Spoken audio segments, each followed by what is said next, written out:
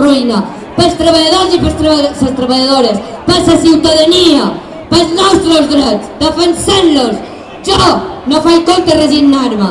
Comissions Obreres no se resignarà, estirà sempre en el vostre costat, sempre en el vostre costat.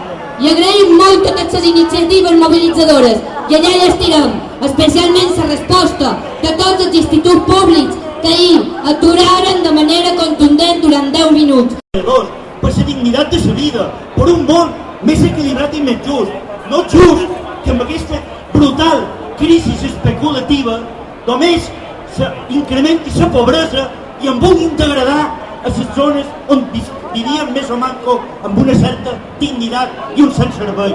Això no és possible, això és un procés de lluita.